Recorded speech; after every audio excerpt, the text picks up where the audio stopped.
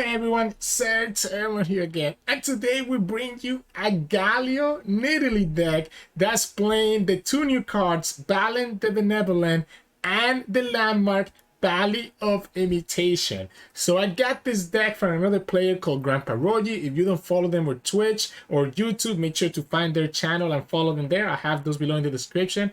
And Rogi is a genius with this idea, right? Like, the idea is pretty straightforward. You have your Valley of Imitation, you play your Balen, and you enter with double Balen, you attack with both, and then you're just buffing all your formidable units by +2/+2. Well, I guess by +2 health, not +2/+2, right? So you end up getting your formidable units really big. The Nidalee is really nice because we get a lot of transforms with the Valley Imitation, so it's really easy to level up the Nidalee multiple times in a single game. And the Galio is just a formidable unit that's going to get really big with all these Balen buffs. So yeah, genius deck list. So let's give it a shot and see how it goes. If you like today's video, make sure to like it below and subscribe to us. We post a lot of videos every single day. Enjoy the games, and I'll see you at the end for some mulligan tips. In this match, we're going against Teemo and Tristana. So this is going to be an atrocity deck, right? Since the opponent is playing Shadow Owls. The Quicksand seems really good to me. The Quicksand seems so good to me at dealing with their Tristana, potentially. It's kind of greedy keeping this Quicksand when we don't have like an amazing hand, to be honest, but I think we're better off doing this. This Jarvan with the Valley of Imitation is gonna be so good. Like, this combination is gonna be so good. We'll attack here. Obviously the opponent's gonna block. We can take the Runeterra path here. We can just play the Valley of Imitation, or we can... So the opponent's gonna have the Owlcat. Let's let them have it. I'm okay taking this 3 damage. I'll take this 3 damage just so that I can set up this Bristlehawk. And then eventually we'll have... the opponent has the Quietus. Alright, so now we take a lot more damage than 5. I forgot that they're also playing... You know, I'm thinking Shadow Isles for just because of atrocity, but I also forgot that it does technically give them access to removal. Like that, right? We can go here. I'm okay attacking with this Bristlehawk. So I'm okay attacking here because I wanted to set up the Runeterra path. The opponent doesn't let us have it. I'm gonna have this Bastilla in my hand because I want to have a unit that can transform next turn. We have the Quicksand for the Tristana, and then next turn we go for the Jarvan. Yeah, so we can go like this.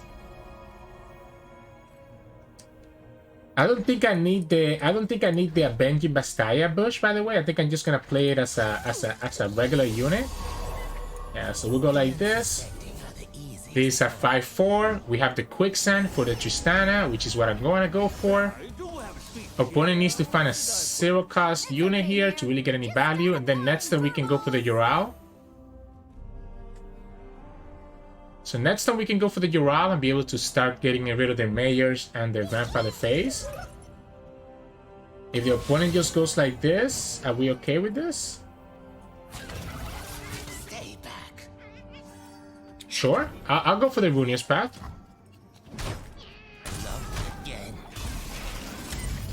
Let's get a little bit of healing plus the draw. I could have blocked with the Bastilla, right? I was just kind of scared. No, I should have blocked with the Bastilla. There's nothing that the opponent has that could go through the spell shield, so that was a waste of us losing a unit. Here we go Jarvan, and we can go ahead and kill this Tristana, as well as kill one of the mayors.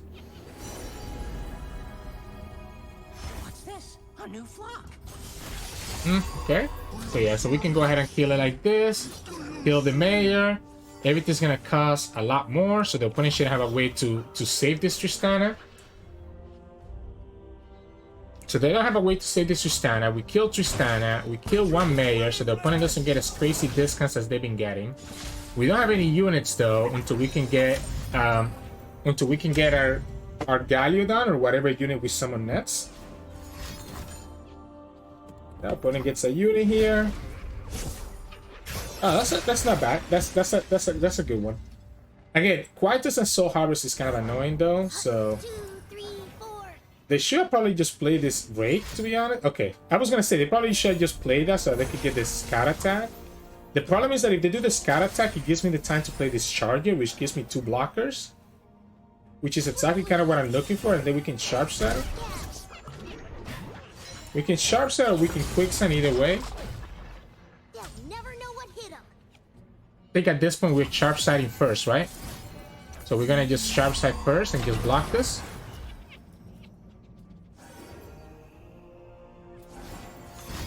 Vengeance? Oh, that sucks, because it is the Imitation that gets killed here. So we lose the Imitation, unfortunately. We can just go ahead and give the Teemo... No, it's going to give the Grandfather Fae.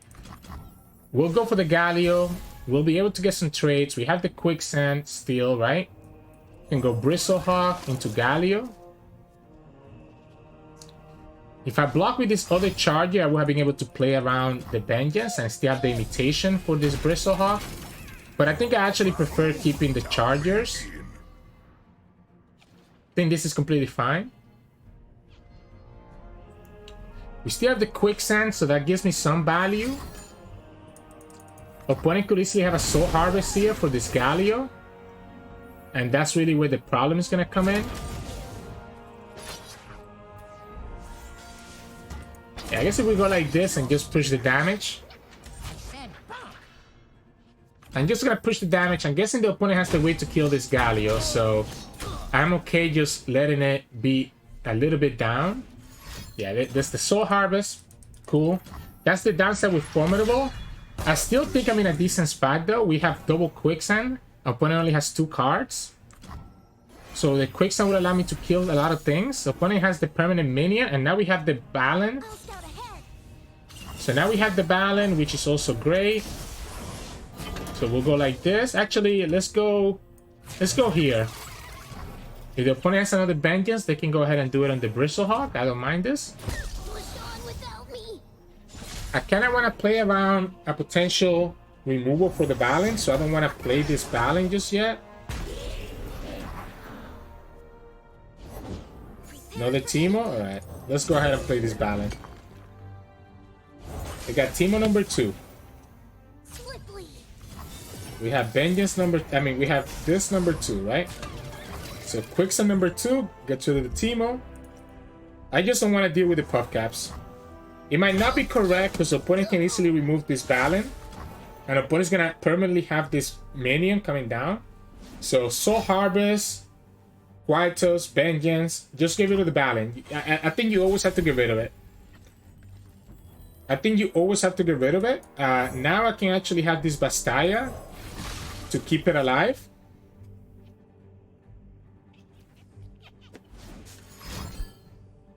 I don't care about the Pytos. Do I care about this Pytos? I guess if the opponent has it, they're gonna have it anyways. They're gonna get the pastry regardless, right? So they're gonna get the pastry regardless. We'll go like this.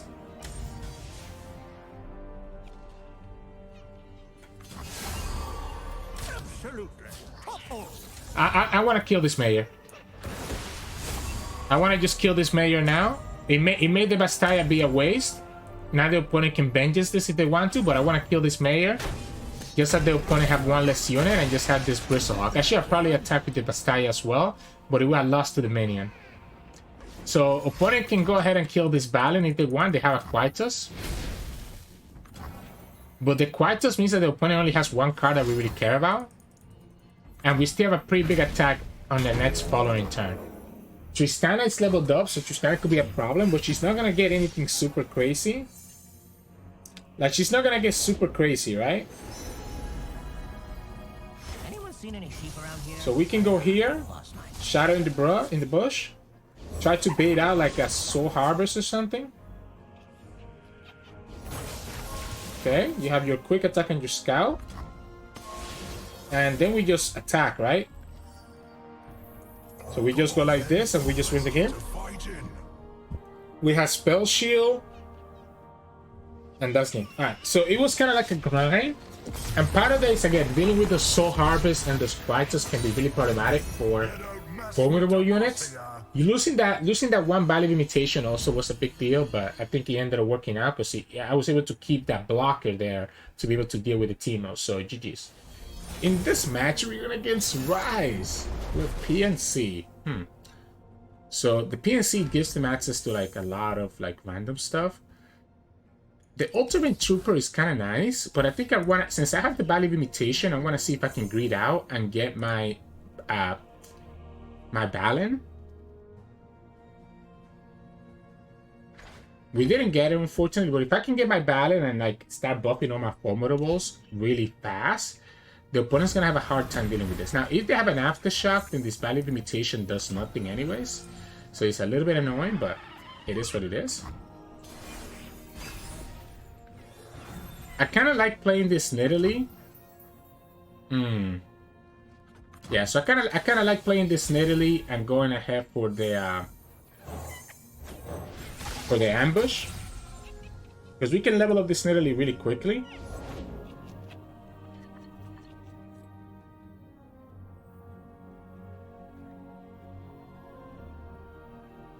That's a lot of options. The opponent literally saw 5 cards. They won't be able to get the Ryze stuff this turn, so that's not bad for us. We can try to go Valley of Imitation next turn, and then go Broadwind and Bastaya. And the Valley of Imitation is gonna transform into the Broadwind. I think that's fair. Yeah, let's just go ahead and push our 5 damage here. If opponent wants to kill this, they can have a Get Excited. No, okay, so they only have a time trick, so it's not really anything that we need to worry about. I was considering maybe like, you know, having the Prowl open, but I think it's just, yeah, I think next time we're just playing Valley of Imitation. Have the 3 spell mana, then play Broadwind. That will get our Nidalee to 2 out of 4. Then we can play Bastaya and have a way to prevent like a removal, as well as level up the Nidalee if we so choose to. So we Valley.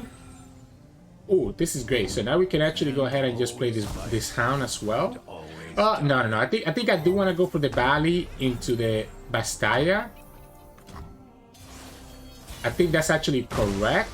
Just so that, because I want to have the mana for the Bastaya if I need to. The other option is that we can just play the Bristlehawk. We know that if this Nidalee levels up, we can potentially kill this Ryze, right? We have Challenger on both units. So we have an option. We can either go for the Bastaya, or like we talked about, we can go Brittlehawk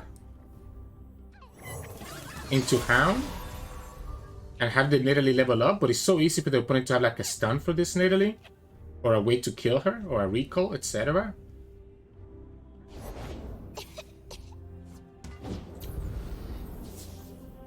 I guess we can go like this, right? We can have both. Get our cake and eat it too. So the Avenging Bastaya means that even if the opponent has a way to remove this Nidalee, it's not gonna matter. This is the one that got transformed, right? So this is our Valley of Imitation. So that's our Valley of Imitation. So I don't want to lose the Valley of Imitation. So we'll go ahead and go like this. We still get the thing from the Nidalee, so we're chilling. Which will allow me to kill their Ryze. Oh, it's gonna be a freeze? There's one problem with that freeze, right? That's so smart of them. That's pretty smart of them. The problem with this freeze is that we just go here, and we still get to kill the Ryze because we still get to push the overwhelm damage. So we get to push this overwhelm damage and get to kill the Ryze after. I respect it. I respect it because they played around the Bastaya, right? They played around the ambush. They played around the ambush, but didn't play around the Prowl. So if we go Hound, yeah. So that's the Valley of Imitation. If we go for the Hound, that's so good. That's actually so good, by the way. If we go for the Hound, we get a Valley of Imitation here. We won't be able to level up Nidalee until we get the Transform as well from the Bastaya. So we can go like this. I'm down to play this Bastilla ambush. Okay, it's just gonna be a delve. Alright, so I'm fine then, right? Why don't we just play out this Bastilla just as a big spell shield unit? Does that make sense? I don't think it's necessary for us to level up this Nidalee. So I don't think I need to rush it. I think if I just go Galio, opponent's gonna be in a really bad position because all their P&Z removal doesn't really do anything now that we have extra health. And we still have this Shadow in the Bush that can transform and let me level up by Nidalee anyways. So yeah, you get your stun. That's cool. Well, attack with everything. The moment that you play that stun, I just go for the ambush and that gives me the Nidalee level up. If you don't do anything, I'm also just passing. Like if you don't do anything, I just pass, right?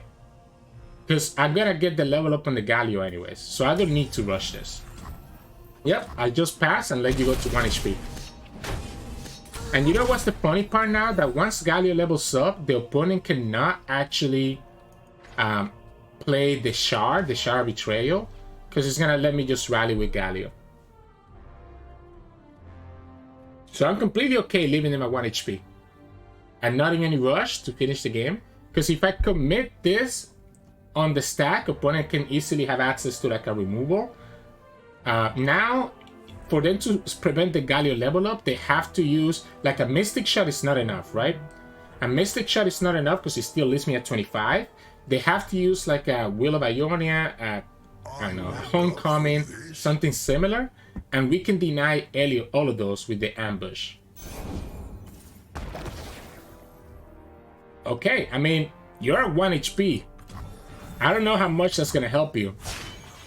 I respect it, I just don't know how much that's gonna help you. So we get our Nidalee level up because the Galio transform. We can single combat to get the hit, right? So we can single combat to get the hit. We can even use the Galio. Opponent's gonna have to have exactly a Homecoming. Yeah, they had the Mystic Shot, but again, it wasn't enough. I think we should be okay here. Like, if the opponent plays any units, they just lose the game. To my single combat plus Bastilla.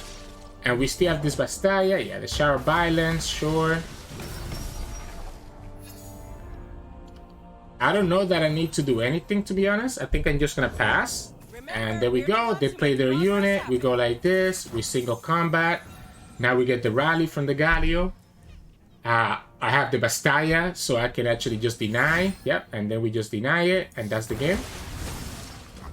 Boom.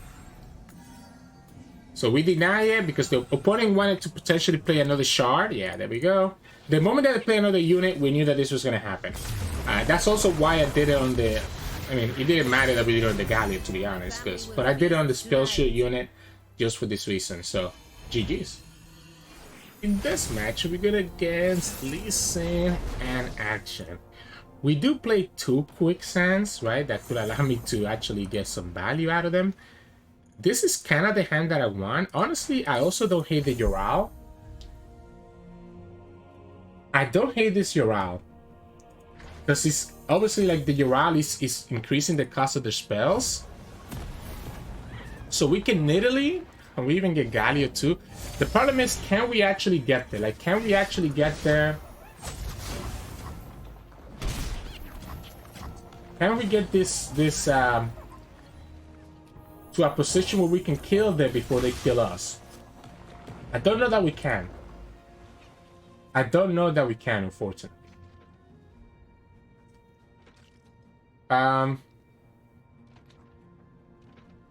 We can play the Valley of Imitation next time if we don't need to protect this Nidalee. The problem is that I'm concerned about the opponent just having the Challenger next turn, the Sonic Wave. So if they have the Sonic Wave, I guess we can go ahead and have the Shield of Duran.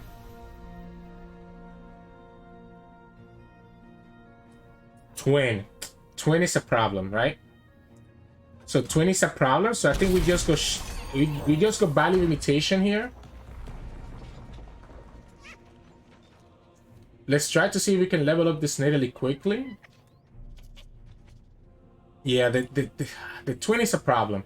The other option is that we can just play the Balen this turn. We could just play the Balen this turn and not even worry about the Nidalee for now. Just seems like such a waste for us to not get this Nidalee value.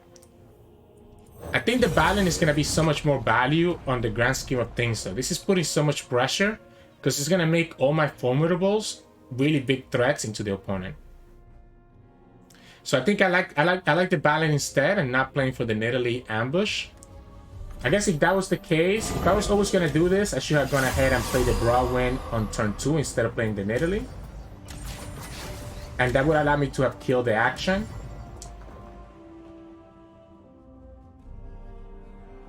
So, I think I definitely want to level up this. I think I definitely want to just go ahead and get this Nidalee enable next turn. I kind of like the idea of playing the Jarvan on my following turn. So let's say that we go like this, right? Let's say that we go Nidalee ambush and we go Braum, right? And then on the turn after that, on our next attack, I think I like the Jarvan so that we can prevent the opponent from having spells to react to our big attack. And they just took 6 damage, right? So they took this big 6 damage, and this is the type of pressure we want to put in. So this is the type of pressure we want to put in because, again, it allows me to potentially have enough to just obliterate their stuff. They also hit the wrong... They blocked the wrong Benevolent. Okay, well, now that we have the Bastaya, we might not actually need to play the Jarvan. Oh, alright. Alright, so... If we go here...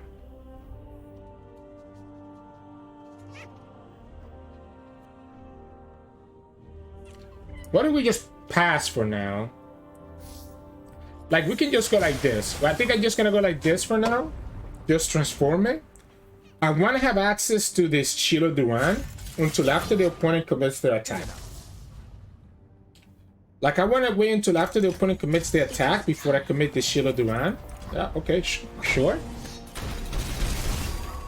So, we can go ahead and play this Braum. We lose the second Braum here, but this Nidalee is going to level up really quickly. Opponent will have to commit 2 cards. They will have to commit a buff here, plus a strike, to be able to kill my Benevolent. They don't have it. So now here, like I said, we just go Jarvan. And we have double Jarvan and the Nidalee level up, which means that the opponent will not be able to stop this attack. So the opponent will really not be able to stop this attack. Yeah, and that's the game. The double Jarvan was so good because opponent has to commit their spells before combat. We have a leveled up Nidalee. We have the balance still on the field. And just getting so much value there that the opponent cannot do anything. So, GG's. In this matchup, we're going against Jarvan and Garen. So, it's going to be elites. I think if we can get the Balen plus Imitation combo, that the opponent's going to have a hard time keeping up with our stats, right? So, I think I'm going to hard mulligan for it. We ended up getting the Balen at least. So I think we can, like, and we got the Imitation. Okay, so this is perfect because we can go Braum on turn 2, Imitation on turn 3, and then Balen on turn 4, and we have the attack token, and we get another Balen. This is looking really, really good for us.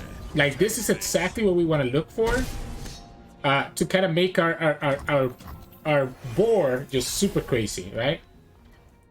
So we can go Valley of Imitation here. It sucks that the opponent gets the Badger Bear because it means that they'll be able to actually kill. Well, no, because we'll get 2 of them, right? We'll get 2 of them, so they won't actually be able to kill both. They won't be able to kill them unless they single combat right now. So unless they single combat right now, they will not be able to kill the Balance. And they end up not doing the single combat right now. There's a consideration here to actually kill the Badger Bear and not try to attack any of those. So I think I'm gonna go like this. Opponent will have to commit a Ranger's Resolve. Oh, they just took 12. They just took 12 to the face. I cannot believe that. We can play another Balen on our next turn. Alright, that's why they took 12, because they just have a bunch of units here. So this is 4, 7, 10, 12 that we're gonna take back. We can go... Alright, beautiful. So if we go like this, if opponent has the rally, I kind of get screwed over a little bit. So if they have the rally, I get screwed over. Here we can go sharp side. They could still have the rally. I still have another blocker. We can easily go for this charger, letting our imitation get triggered. So if we go charger here, now the rally is completely useless because we have another blocker here. And then we go hound. We go another Balen. And yeah, I think this is game. Quick game, but again, having the Balen and all these stats just makes it so difficult for the opponent to do anything. Because look how big these units are gonna get. Yeah, there you go. You won't be able to beat us because we're just gonna have so much more stats than them. And then next time we just play Galio and opponent's like in a bad spot. So we got to see here exactly why this Balen combo with imitation is actually so good. So yeah, GG's. In this match, we're going against Jinx and Draven. So we do have a lot of units and we do have some anti-aggro tools like the Runeterra's Path right here. I'm actually going to keep this hand. Yeah, I think I like this hand. I like having the Hog and the Broadwind as early blockers. So, ooh, maybe it's actually better to go for the Hound though. Yeah, maybe we go for the Hound because we know that the Hound is going to be a full-on blocker against the opponent. Because this is going to be a 1-2, so there's certain 2-cost cards, so 2 health cards that the opponent could have that this might not be able to kill. So we can go here for Broadwind. Alright, cool.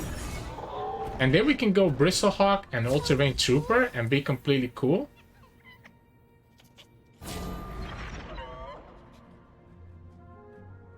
No, yeah, let's not take that 3 damage. Let's not take that 3. I was considering because we do have this Balen on the field, but I don't want to take that 3 damage. I think that's going to be a little bit too crazy if I take that. We can go Bristlehawk and go All-Terrain Trooper. And we can pull...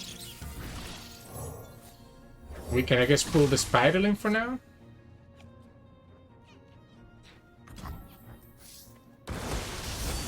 Really, the idea is that we have this big 3-3 that will be able to at least block some stuff against the opponent. Get excited. Wow, that's a big get excited. Okay. Okay, I'll allow it. They can block. We can go for the Benevolent or we can go for the Charger, depending on what the opponent does here. This is going to be an easy Charger then. I guess the opponent can easily just... So, I'm going to have to take that hit, right? I'm gonna have to take that hit no matter what. I think I like this Balen. I like this Balen for now. Opponent's gonna drag this. If they don't drag this, I will block the Craft Favorite. Yep, so they'll drag it. And we'll go like this.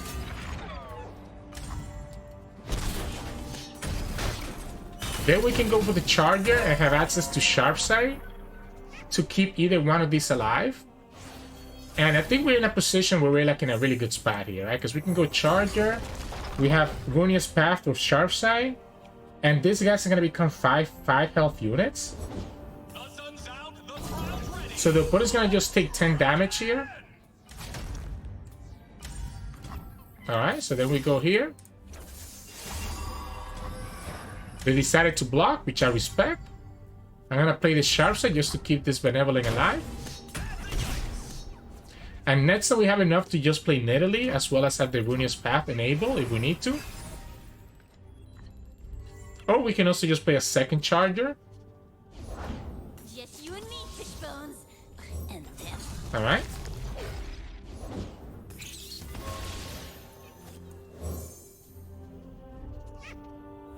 I think I like this shot. I think I like just giving up this Nidalee. Oh, of course. Yeah, I like giving up this Nidalee. The opponent gets the Jinx level up. We might just take that 5 from Jinx, to be honest. I guess we don't need to take the 5 from Jinx. What we can do is that we can block with the Shadow and the Brush and block the other 2 with the Chargers. The problem is that the Jinx can easily just block the... Wow! Wait, really? Really?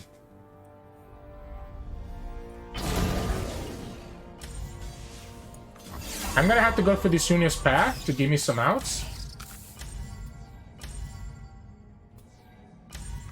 Yeah, so we'll go like this.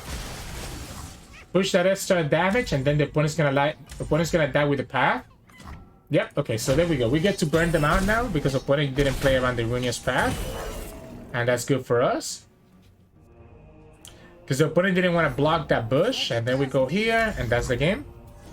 Woo! Yeah, and honestly, this edition of the Runeterra's path is so good. We even got the single combat to deal with that Jinx.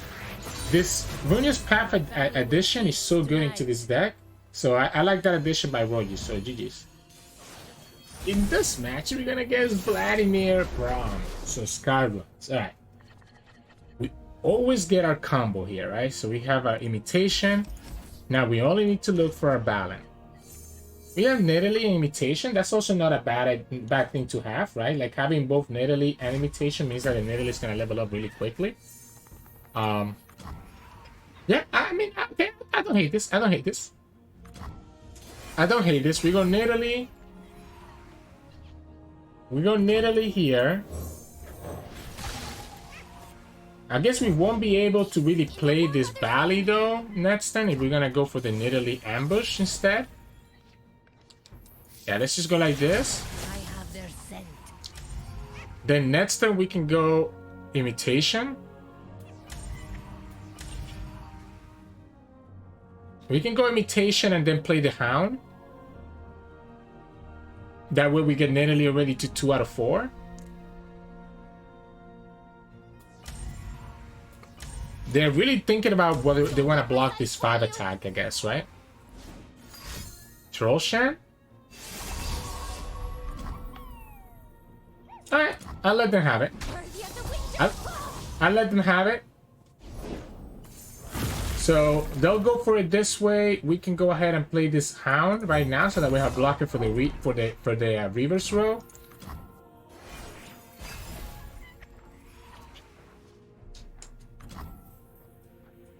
We go Imitation, and we can go All Terrain. The Garvan does, I mean, it does something, but it doesn't really do what you want it to do. So we got another Imitation, and then we can go the All Terrain Trooper. And we'll be able to drag their units. I need the reputation. So now we go like this. So then we can drag their units and just push a lot of damage this way. I guess if the opponent has another Trollshan, this could be a problem. Okay, well, it's not a Trollshan. I need to get the balance, right? If I can get the balance, I think it's good that we sacrifice our Nidalee. If I don't get them, then this is going to be a problem. This is a good draw, though. Wait, this is actually such a good draw as well. Huh. I don't hate this.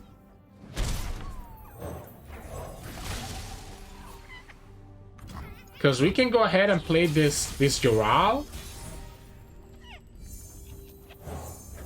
And we have the challengers to challenge everything away. Yeah, so the opponent goes like this, and we just go Bastaya. And now we're pushing 4, 8, 10, 13, 11 with the sharp side. And opponent, because the opponent is gonna have no spells, because everything's gonna be, so we can go like this, and this is game. Actually, 15. The Ural is making all their spell costs 6 more. So the opponent has no mana to do anything else, and that's our lethal. And this is why I really like Ural in this deck. I think you can create some crazy scenarios like this that the opponent is really not able to kind of handle, just because the Urals just kind of completely prevent them from being able to deal with your attacks. So GG's. Hey, welcome back everyone. Hope you enjoyed today's showcase of Balen and Valley of Imitation with Garen and Nidalee. Who cares about the champions? We only care about the landmark and the Balen. I kind of take I take back a lot of the things I said, right? I think so. On the patch notes breakdown, I said the Balen is not good. I think it's more, I think Balen is a good unit. I think it's more that Formidable, I think is a bad keyword because of Soul Harvest and so much other removal that is out there for this zero cost units.